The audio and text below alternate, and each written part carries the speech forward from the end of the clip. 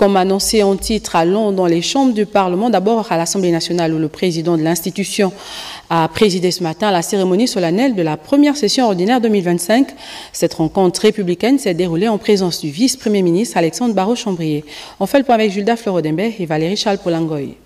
C'est par une minute de silence en la mémoire de deux illustres personnalités rappelées à Dieu en février dernier, aux personnes de Maître Louis-Gaston Maïla, grand commis de l'État, homme politique accompli, et l'honorable député de la transition Christian Minkomi-Etwa, que le président de l'Assemblée nationale de la transition, Jean-François Ndongou, a présidé la cérémonie solennelle marquant l'ouverture officielle de la première session ordinaire de l'année 2025, session dite des lois.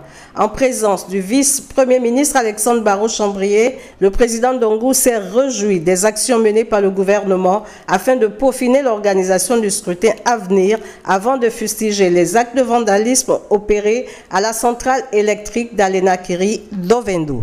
Toute atteinte à notre infrastructure énergétique est une menace directe contre notre développement et notre sécurité nationale.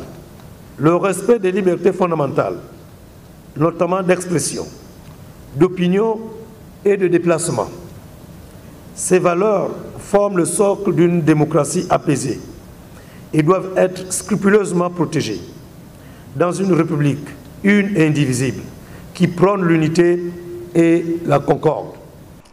Cette session dite des lois s'ouvre dans un contexte marqué par la fin de la transition qui pointe à l'horizon. C'est dans cette logique que le président de l'Assemblée nationale de la transition a invité ses collègues à plus de rigueur et d'assiduité au travail.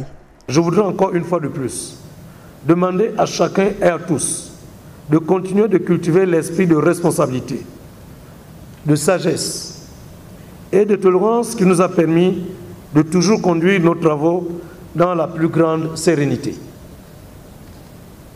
Je me le veux simple, que nous restions mobilisés, unis et résolus, et ce, peu importe le poids des enjeux à venir. Avant de terminer son propos, Jean-François Ndongou a appelé l'ensemble du personnel à s'impliquer pleinement à la réussite de cette première session en mettant en pratique les acquis du séminaire du renforcement de capacités animé récemment à leur intention au Palais Léomba par les experts de l'APF. Au Palais Omar Bongo, les sénateurs de la transition ont également repris cet après-midi le chemin de l'hémicycle après 2 mois d'intercession parlementaire. La cérémonie officiellement marquant le début de cette session de loi a été caractérisée par le discours de la présidente du Sénat de la transition, Paulette Missambo. On regarde. Conformément à l'article 49 de la charte de la transition, la présidente du Sénat de la transition, Paulette Missambo, a procédé à l'ouverture officielle de la première session ordinaire de l'année 2025. Dans son discours circonstanciel, la présidente du Sénat de la transition est revenue sur le caractère singulier de cette session de loi. Comme nous le savons tous, cette session revêt un caractère singulier en ce qu'elle s'ouvre dans un contexte préélectoral marqué par la tenue prochaine de l'élection présidentielle le 12 avril 2025. Cette échéance électorale capitale dans le processus de construction de notre jeune démocratie constituera historiquement le début de la dernière étape de la transition politique en cours dans notre pays.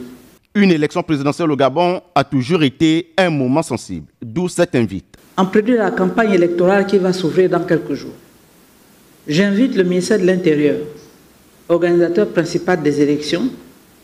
J'invite également l'autorité de contrôle des élections et du référendum ACR, contrôleur de l'organisation des élections, à respecter et faire respecter scrupuleusement la Constitution et le Code électoral, texte fondateur de la Ve République.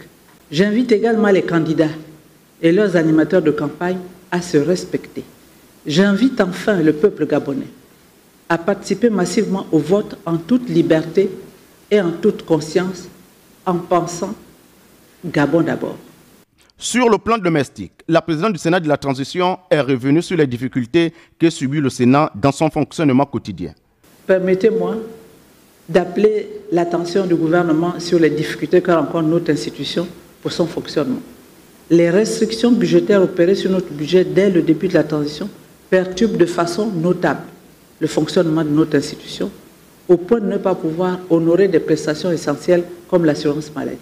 Cette première session ordinaire de l'année 2025 ne sera pas de tout repos pour les vénérables sénateurs au vu du nombre des ordonnances qui ont été adoptées pendant la période d'intercession parlementaire.